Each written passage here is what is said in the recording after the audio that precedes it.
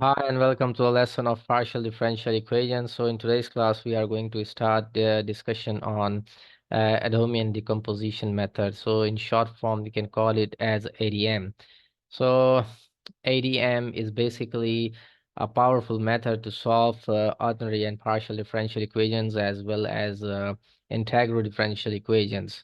And the motivation behind the ADM method is from the Picard's iterative method. If you recall the method, we know that if we are given a differential equation of this form, that is dy by dx equals f of xy, we can just take this differential dx to the right side, and then we can just integrate from 0 to x. So here we get y of x minus y of 0. So actually we are integrating, and then we can simply integrate this function like this, x and y and sorry, not disturbing x, only we can just write it like this, x comma y and dx, right? So the Adomian decomposition method works in a similar manner that the Picard's iterative method does, right? Now what it does is that it consists of decomposing the unknown function. Let's say we have a function of x, y, right? So we can write this function as a sum of infinite number of components, right? So we can write it in this way. All right. As we can see that in Taylor series, if we want to expand e to the power t, we can write it as sum of infinite many components like this, right? So this is the Taylor series expansion around x equals to 0 for this function e power t. Now, assume that if we are given a differential equation of this kind, that is Lu plus Ru equals G, where L and R are the operators, right? So basically, for instance, we have the operator d by dx. We can have the operator d squared by dx squared. We can have a nonlinear operator as well. So this is basically, these are the operators, right? So what we need to do here is that if I apply the inverse operator to this problem, let's say now if I am applying L inverse, so L inverse, if is L is d over dx, then L inverse means integrating from 0 to x, the function that is say dy by dx, right? So we are integrating the function. Okay, so it's an inverse operator. So it's inverse of the derivative operator, that is the integral operator. So this is what we actually are doing in this method, Adomian decomposition. We are applying the inverse operators, and then we are just expanding those operators in the infinite number of components, right? So now let us uh, see further what's happening when we are applying these operators, inverse operators. So in this case, we can see that if I apply the inverse operator, we can write it as, let's say, L inverse Lu plus L inverse Ru equals L inverse G. Now, since this L inverse is an operator applied on G, so this, we can say that this will be some function f, let's say, and from here, when L inverse is applied on L, we will get simply U, right? And with some initial condition as well, but that we can shift onto the right side with this, and we can add it and we can call it as a function f, right? And then for the R, we will have L inverse Ru equals to f. So we can write f minus L inverse RU. Now this is our solution U. That will be equals to this function minus this function, right? Now for this one, we can write that the components. Now say if U is equals to U naught plus U1 plus U2 plus dot dot dot. Therefore, if you call this thing here as U naught, then what we need to do is we are going to simply find U1 as U1 equals to L inverse R U naught in this manner, and then U2 equals to L inverse R U1 and so on. So in this manner we can find the solution to a given problem. Now let's take some example how we can actually solve the partial differential equations using this Adomian decomposition method. So let's take a problem on heat equation. Now let's move on to a problem. Now see here, we have a problem that is homogeneous heat equation. So this is the given problem with boundary conditions and with initial condition. Now we have the derivatives of time and derivatives of space. So it's ut equals uxx. So if I call lt equals to partial over partial t and lx as partial square or partial x square, then the inverse operator, this lt inverse, will be the integral of the function from 0 to t, and Lx inverse of the function is going to be double integral of the function from 0 to x, right? So because we say that this Lx is the second order operator, so the integral we are going to get is the iterated integral, that is the double integral, right? Now, for instance, now we have two ways to find the solution for this problem. One way is that if we apply the LT inverse operator to the problem, and the second way is that we apply the LX inverse operator. So whatever operator we are going to apply, we are going to get the result, which will satisfy the equation and the given conditions. All right. Now see here, if I'm going to apply the LT inverse operator, so let's apply LT inverse operator. So it's LTU equals LT inverse LXU. Now from here, we are just integrating from 0 to t the function partial u or partial t, and here we are integrating this function from 0 to t dt. Now here we are going to get the function u. If we integrate this function u of x comma t, say, and the limits are from 0 to t, that is equals to 0 to t lx u dt. Now here we can simplify the expression like this, and sorry, it's x comma 0. This is u of x comma 0.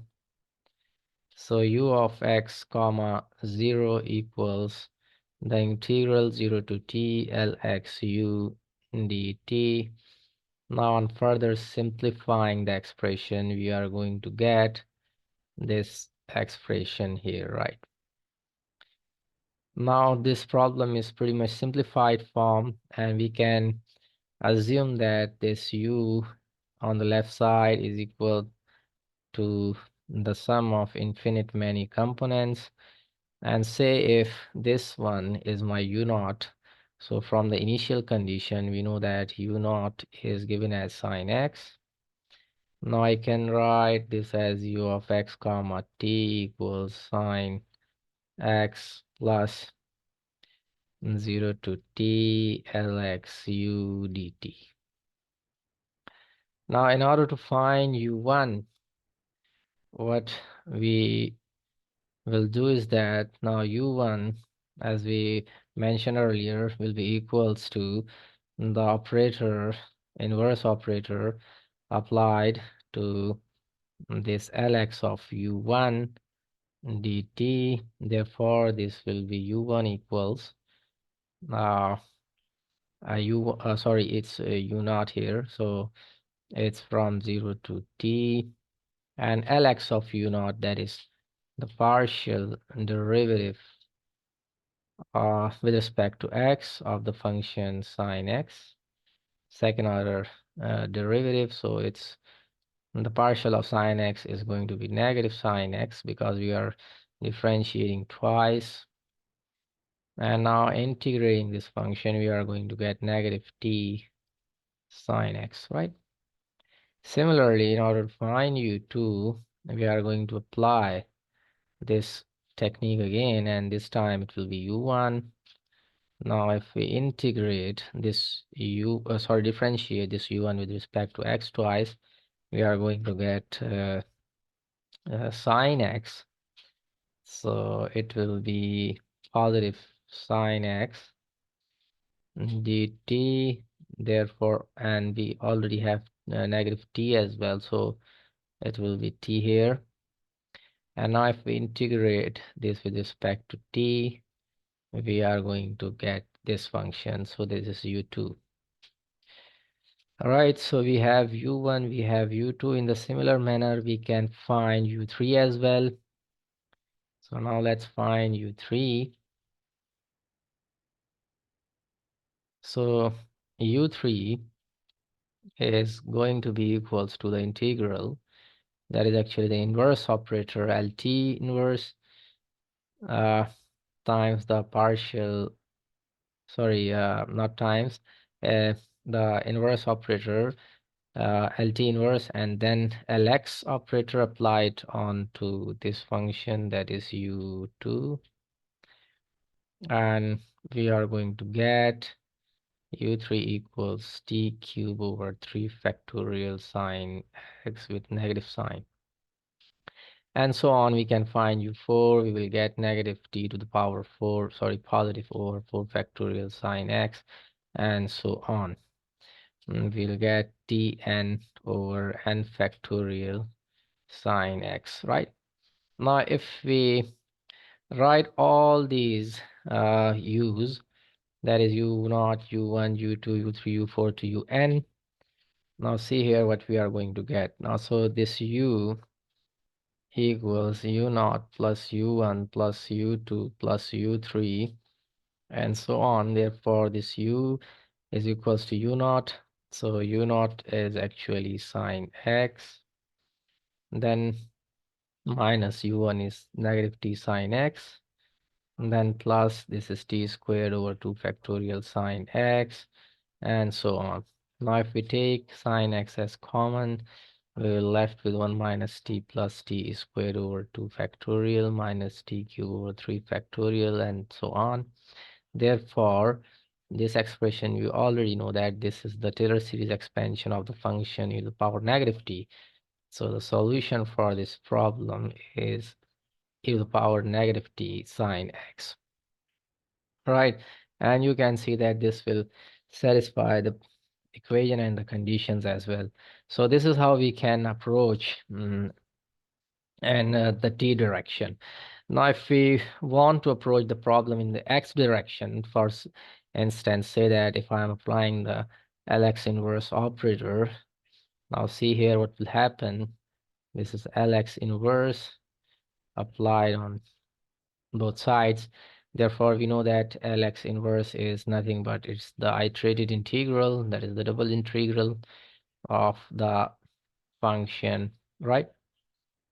So here on the right side, if we apply this double integral to dou y squared u over dou x squared dx. So first integral we are going to get ux of x comma t minus ux of 0 comma t dx, and again if we integrate we are going to get ux of t minus u of 0 comma t minus, now the integral of this will be x ux 0 comma t, because this is a constant, because we have no x term here. Therefore we are going to get x ux 0 comma t.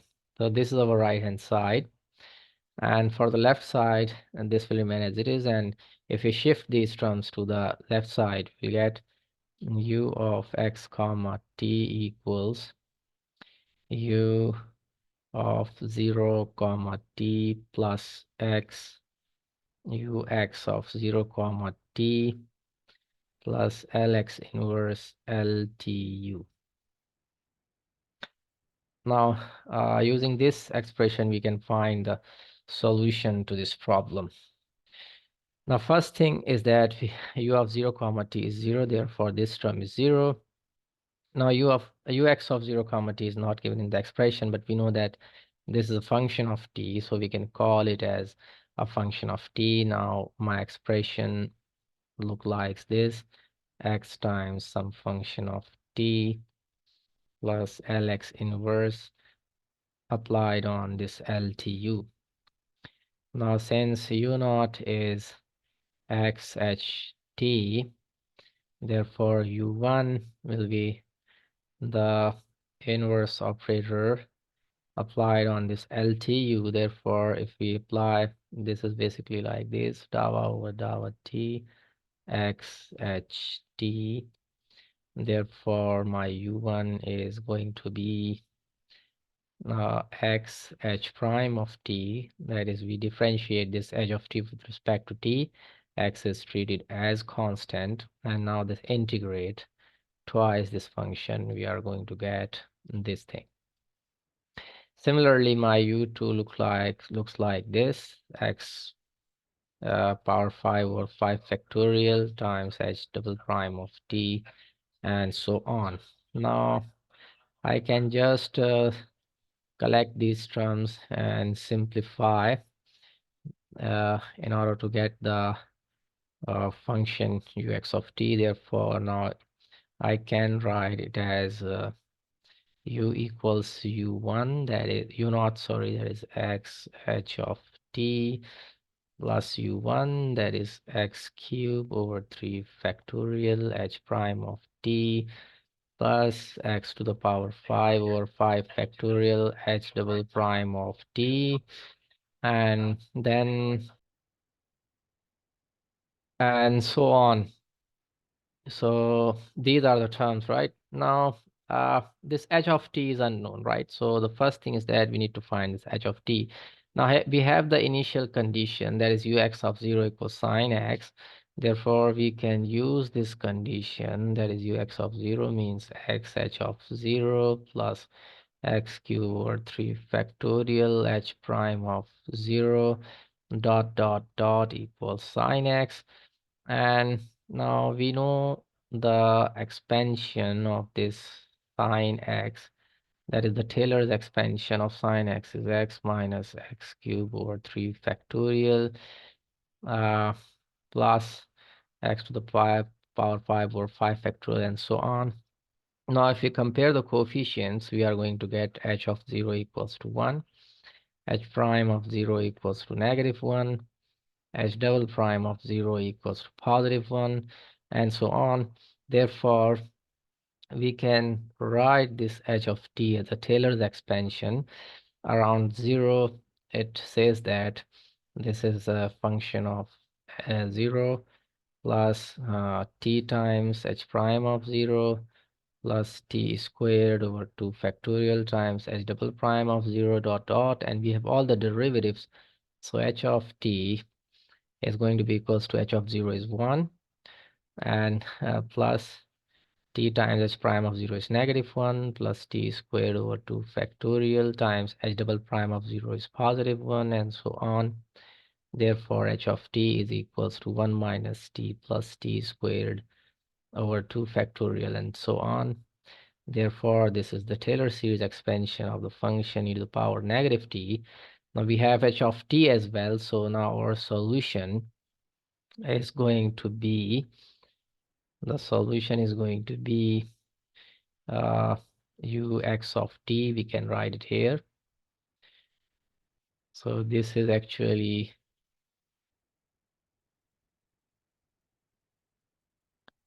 now the solution of this function, it will be u of x comma t equals x h of t, which means x times e to the power negative t. Then the second term, it will be minus x cube over 3 factorial e to the power negative t, then plus x to the power 5 over 5 factorial e to the power negative t, and so on. And if we collect these terms by taking e to the power negative t as common, so inside the bracket will remain only this series, that is nothing but the Taylor series expansion of the sine x. So we get the solution as we got it earlier when we moved in the t direction. So this is how we can solve the problems, uh, solve the partial differential equations using the Adomian decomposition method. So in the next class, we are going to see how to solve the non-homogeneous heat equation using this Adomian decomposition method. So thanks for watching the lesson.